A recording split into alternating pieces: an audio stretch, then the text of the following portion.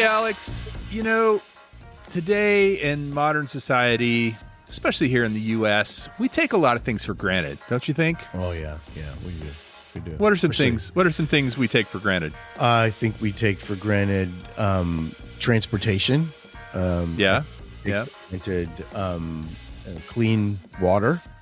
Clean Yes. air. I think we take for granted food that's not going to kill us.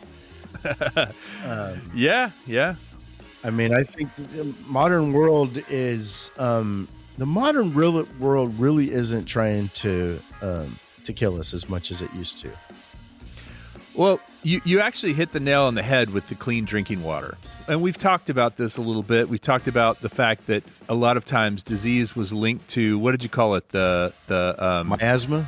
Miasma, yeah. People thought that it was something floating in the air, but it was really viruses and germs and bacteria that was getting to people. But that stuff wasn't visible, and people didn't know about it. Well, prior to the 1800s, and I'm talking now about a country that we've both been to, Ireland. Most of the major cities prior to the 1800s did not have clean drinking water. They had cholera, they had typhoid, and a lot of this had to do with drinking contaminated water. Water with feces, with disease, with all kinds of stuff. Especially as cities got bigger, you would think that it's just like the water treatment is amazing. Talk about something we take for granted. Yes. Well, you know what their solution was back then? Beer. Yeah, I was just going to say beer. I was just talking to somebody the other day about this, about beer, how people would drink beer just because it was safer. Yeah. Did you hear this thing calories? About the George Washington beer? No. Tell me about it. So recently, the Smithsonian was going through some of George Washington's journals, and before George Washington was in the army, he was a brewmaster. Oh, okay. Like Samuel Adams. Yeah. So they were looking through his journals and they found his recipe on how he makes beer. And the Smithsonian took that and they went to this local brewery, like a brew pub, a women-owned brew pub in DC. And they said, hey, we've got a deal for you. We're going to give this recipe to you if you can make this.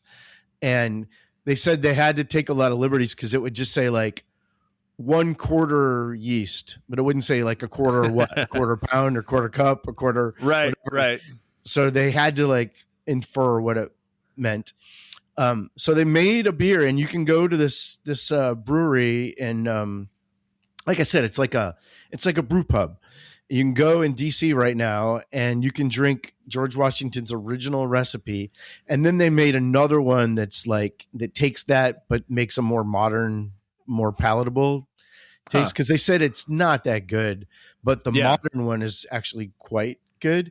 But they said that where it fits into what you're talking about, they said that it only had like 1.5% alcohol.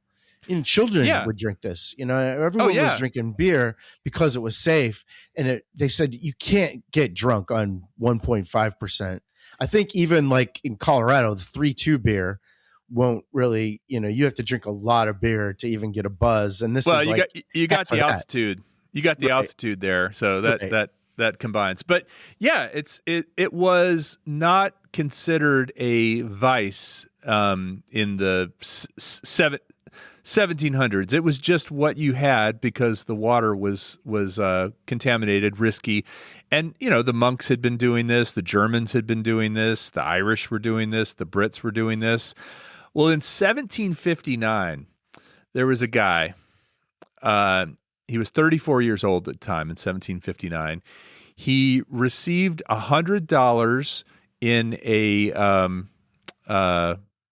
was passed down to him from his grandfather or his father, I forget who left him I say $100, 100 pounds at the time, right? It was an inheritance, and it was from his godfather actually. And with that, he started one of the biggest most profitable and most well-known brands of beer in the world. Do you know who I'm talking about? Was it Augustus Bush? Arthur Guinness. Oh, Arthur Guinness. Of course, you just went to Irish guy. Yeah. And one of the smartest things he did. Now you've been to the Guinness Brewery. Do you remember the name of the place where it's at? James's Gate. Okay. St. James's Gate. And in 1759, when he was 34 years old, he signed a lease. Now this is confidence. This guy signs a lease. Arthur Guinness signs a lease for 9,000 years at 45 pounds annual rent. No, what a great deal. Yes. And he controlled for inflation at all? Just like they still pay 45 pounds? I believe so. That's I believe awesome. so, yes. I Euros believe that the whatever it is, it's, you look at the size of this place. St. James's Gate is a huge, huge space. The reason he picked this area to brew his beer was the water. There was the Liffey River nearby. There were natural springs there, and there had been a brewer at this location prior to him coming there that had gone out of business, and he basically chose it because some of the equipment was already there. It is an impressive plant. It is, and we're talking about 2026, but at the time, Arthur, this is 1700s. He's born in Kildare, County Kildare. And he sees this property and he realizes that he's got an opportunity to brew something. Now, there was a lot of issues going on because a lot of beer at that time was imported from London, was coming over from England. And the Irish wanted to have their own style of beer, and they wanted to have their own beer that they could be proud of. So they chose... Initially, actually, Arthur Guinness was brewing ales. He was brewing more traditional English beers. But what became popular was the porter. And this came from these street porters in London. And in 1799, he converted, in 1759, he took the gamble, had some success. And in 1799, he converted to primarily focusing on porter. Now, you think of Guinness, it's a very, very distinctive, dark brew. Has a very thick, foamy head. Delicious. It is, and it's even better in Ireland for some reason. Mm-hmm. There's just something about being over there and having it. But what Guinness and his family did was, despite a lot of pushback, a lot of competition, there were strikes that were happening. There was a lot going on with loyalists to the British and people who wanted Ireland to be its own country and its own independent entity. And so that played a lot in this whole story of the Guinness family as to whether or not you supported staying within the United Kingdom or being independent. They had thugs that would go out and break. They would destroy the casks that the beer was being shipped in if you were on the wrong side or they thought you were on the wrong side. But the way Guinness really was successful was he set up an economic engine, and he set up a workplace that became, they call St. James's Gate a city within a city. He hired people that were traditionally going to have really bad jobs, poor people that couldn't afford health care. He gave them free medical care. He gave them dental care. He had child care. He had paid holidays. He had weekends off. All of this stuff was something that had never been done before in Ireland, and it's specifically in the brewing industry. And what did that gain him? It gained him loyalty, not only from his employees, but from their families, because the healthcare was not just for the employee, it was for the entire family that could come in. He had schools and daycares that would tend to the children of the employees.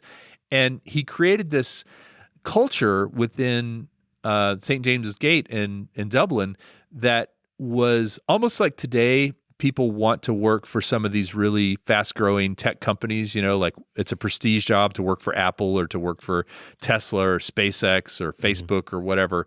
This was the prestige job in Ireland at that time, and specifically in Guinness. His other big thing that he did was he didn't stay in Ireland. He started shipping this globally, and he found a way to make it ship well. Now, at the time, you mentioned Louis Pasteur earlier. There was no pasteurization. There was no real way to refrigerate this stuff. The way he got around that was the extra stout. So, you've heard it called Guinness Extra Stout. Mm-hmm. That extra stout, which gives it contains more hops and has a higher alcohol content, actually makes it more stable and able to survive longer shipping. So he was able to ship to the Americas. He was able to ship to Africa. He was able to ship to Asia. And actually, are you think of Guinness as being more of a European thing? There's a huge connection with Guinness in Nigeria. Nigeria is a big fan of Guinness, and if you look at their ad campaigns through the years, I don't know if you went into the room when you were at the brewery where they run all the old ads, but they have specific campaigns built for Africa, and they really pushed the beer over there. It became kind of a big culture, and then the third component, in addition to his treating his people well, being focused on exporting outside of Ireland, the third one was marketing, right? When you think about Guinness, what do you think of in terms of marketing and their ad campaigns? Well, I don't.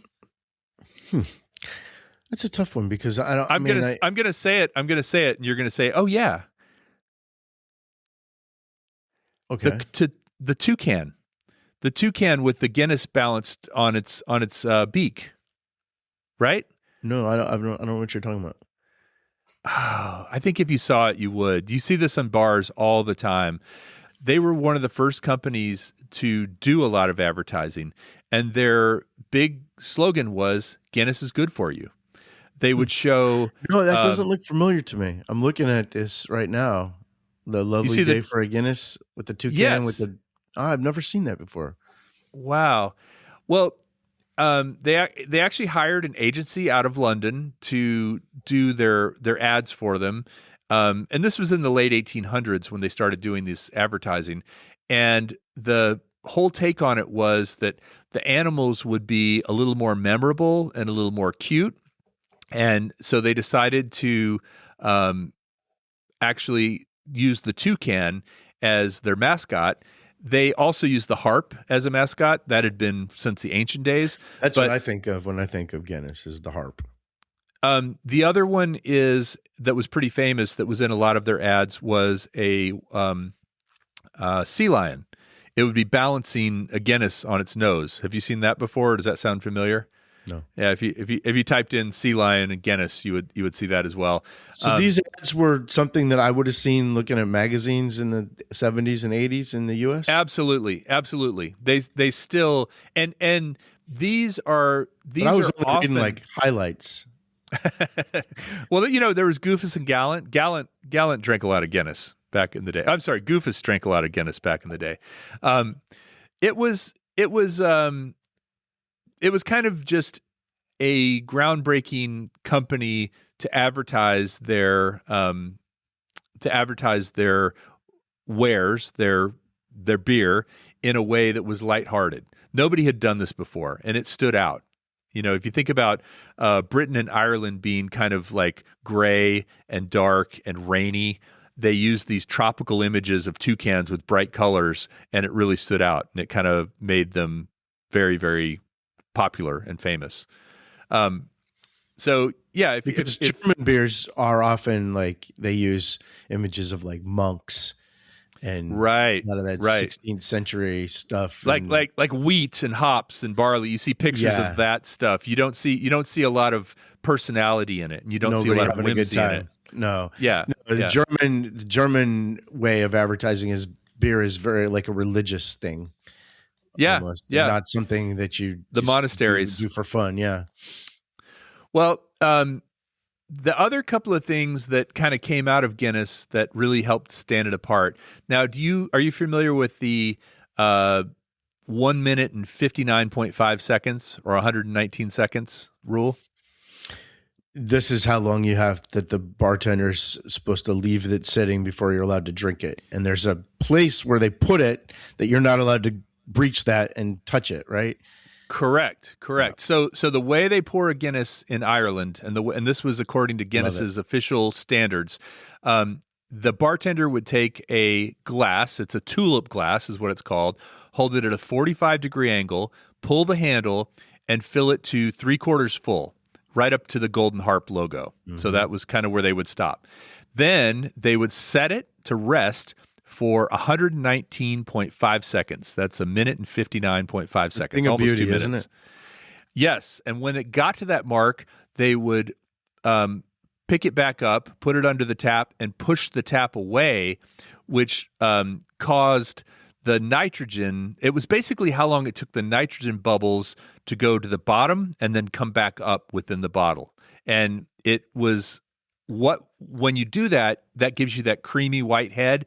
And then they would pour just a tiny bit more in by pushing the handle backwards, which comes out slower. And that's where you get that cap, that white foamy cap that goes over the top. And I don't know if you remember, you can actually shake the glass a little bit, and that foam is almost like Jell-O. It just kind of like moves back and forth. So good. It's like ice cream, man. I love that stuff. Good things come to those who wait was kind of the tagline they used there. Along those lines, when you drink a Guinness, do you know about splitting the G? Yeah. I think we talked about this on a previous episode, maybe. Yeah. Do you want to explain it for everyone that hasn't heard of this? Yeah, because with the pint glass would always have the Guinness on it, right? Say Guinness, right? The tulip glass, yep. Right, and you would drink until the G is split in half. Right along the middle of the G, the part, when you draw a G, the little horizontal line, that's where it's supposed to be. And the idea was, it was kind of a little bit of a bar drink. You have to do that on your first sip. You can't pause. You can't take a second sip. You have to do it in one go. And if you got it, you got bragging rights. If you didn't get it, you had to buy the next round. That's how the Irish did it. Is that something that other people can see, or only you can see when you're drinking it? Nobody can see it when you're drinking it. I mean, you can't really see it. It's kind of up. It's just the honor system. Well, when you set it down, you can see it, right? So you do it, and then you set it down, and that's where you see how you did. So you don't. Nobody knows how you did until you set the glass down. Right. Are you ready to do this? My son and I tried several times, and we got it very, very close, but never exactly but you only get one shot per pint. Yeah. So you don't. Yeah, you end up getting. It's not something you probably get better at. It's probably something you get worse at. Well, and the thing is, Guinness is very heavy. It isn't a light beer, and it will hit you pretty hard. Yeah. I don't know that the alcohol. I don't even know what the alcohol content is. Like, I think it's a little more than a 5% beer, but I think it's just all those hops and all those heavy ingredients will just make you feel pretty bad if you have too much. Right. The other thing that they did with the advertising was, they would come up with these songs and jingles that all talked about how Guinness was good for you. So the toucans in their nests agree, Guinness is good for you. Try some today and see what or what not a toucan can do. This is interesting, though, because a few weeks ago you talked about cigarettes and how they were getting in trouble by using cartoon images and saying that things were good for you. And this is kind of doing the same thing, but we look at this fondly and we look at cigarettes as like an evil thing. Where do you come down on this? Well, I think there's a lot more public outlash against smoking than there is against alcohol. I feel like alcohol is still socially acceptable, whereas smoking is become less so. I don't know why that is. They're both bad for you in some way, especially in excess. I think alcohol also, if you do it in moderation, you can live a healthy life with it. Smoking in moderation just ruins your lungs. That's all it does, right? And so I don't know. I don't know how. And also the time period was different. We were talking about with cigarettes and advertising and cartoons. This was mass media on television during the 1960s and 70s, whereas these ads for Guinness took place in the 1800s, early 1900s. So these were magazine ads and stuff like that. So and kids were already drinking anyway, so it doesn't matter. They were. It was, the water would kill you, so why not? So the last thing I want to talk about with regard to Guinness is the Book of World Records. Now, how much do you know about the Guinness Book of World Records? Well, not 15 feet from here. I have every Guinness Book of World Records for the last, 50 years probably. So up to 2026? Probably up to 2022 or 2023 when my son aged out of that. I used to get them all the time when I was a kid, and then we started buying my son. So there might be a gap in the 90s or something when I was too old and he wasn't born. But I was. There's always that picture of the lady with the long fingernails and the Asian lady, and then there's the two guys, really heavy guys on motorcycles on little scooters. Well, and they stopped a lot of that stuff. They stopped a lot of the food stuff because people were hurting themselves trying to get in the book. So they stopped a lot of the dangerous things, or they stopped publicizing it. I don't think they have the world's fattest person anymore, or anything that would promote not being healthy. I think they don't do anymore. But there's a lot of really weird things that you think, well, that's probably the only person that's ever done that, Right. I can flip this cup, the record for flipping this cup and catching it with a coin on my left pinky. But what's about that very is specific. When you're a kid and you're reading that, a lot of them seem attainable. Like, oh, I could do that. Yeah. If I just dedicated myself to plate spinning, or what was it with marathon dancing is the one that you had? Marathon, yeah. If I just dedicate myself, I could get in this book. But then, that seems empty because we don't know. None of those people are famous. Well, you got a world record. You've got what's the guy, the hot dog eating guy that just broke the record? Joey Chestnut. Yeah. He's famous. Well, do you know the origins of the Guinness Book of World Records? I don't. Well, let me tell you. In 1951, there was a guy named Hugh Beaver, Sir Hugh Beaver, by the way. He was a sir. He was a managing director at the Gate Brewery, and he was out on a shooting party. This is 1951. They're hunting for game birds, and he missed a shot of a golden plover, which is a game bird. And then he got into an argument with the hosts of the shooting party about the fastest game bird in Europe. Was it the golden plover? Was it the red grouse? What was it? He started to realize that these arguments that would pop up in pubs all the time about, what's the tallest tree? What's the fastest land animal? What's, whatever. These things were popping up all the times, and he thought it would be great to have a book of quirky records and trivia that they could use as a promotional tool for Guinness to help bartenders settle disputes. I love it. That was how they brought about the Guinness Book of World Records. First edition was in 1955. So if you have 50 of them, you have almost all of them. I mean, I guess there's 70 something now of them now, or maybe 80. But when he found a publisher, it was Norris and Ross McWhirter. They were twin brothers that ran a statistic agency, fact-finding agency in London. And they agreed to do the fact-finding and help him publish this book. And so at first, you just mentioned some of the things that were and were not in the book. At first, it was just things that you might argue about in a pub, like nature. They were things that were fastest land animal, things like that. Yeah. It wasn't any of these records that people were trying to do.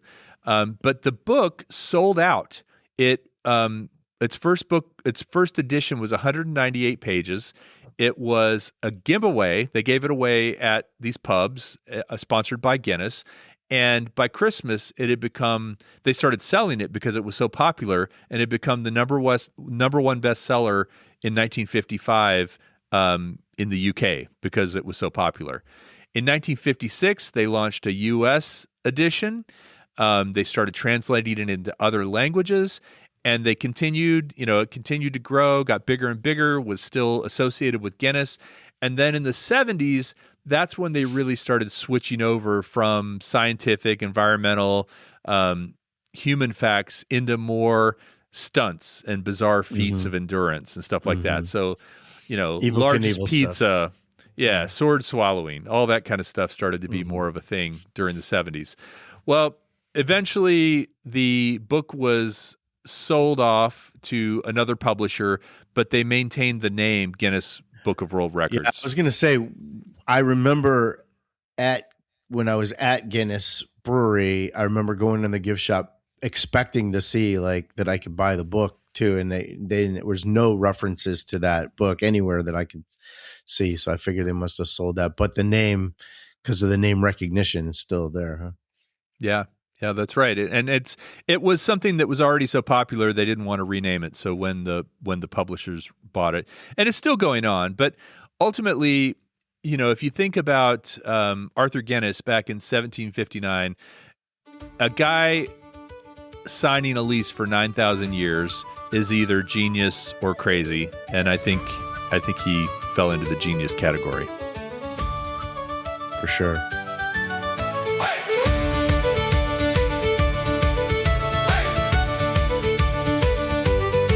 At St. James's Gate he drew his line. Arthur stood with iron spine. 9,000 years, the paper said, long as the river keeps its bed.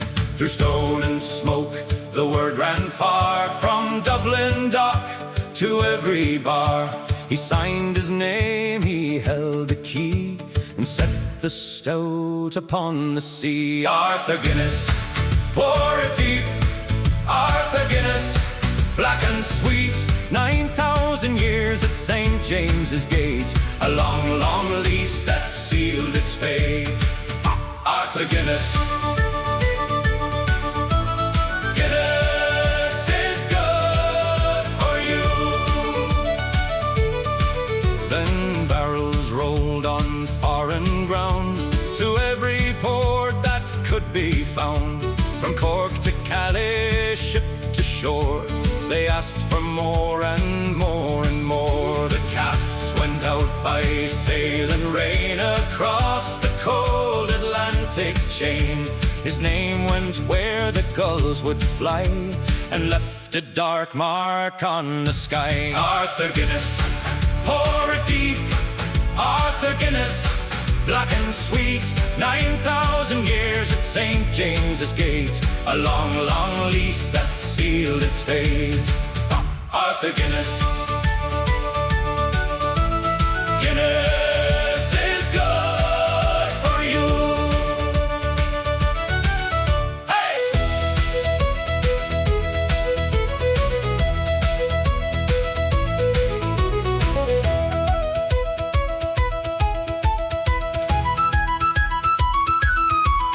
Then came the posters on the wall, a toucan tall, a walrus called. They wore his name in bold surprise, and winked at every passing eye. Guinness is good for you. Guinness is good for you. Arthur Guinness, pour it deep. Arthur Guinness, black and sweet. 9,000 years at St. James's Gate, a long, long lease that sealed its fate. Arthur Guinness.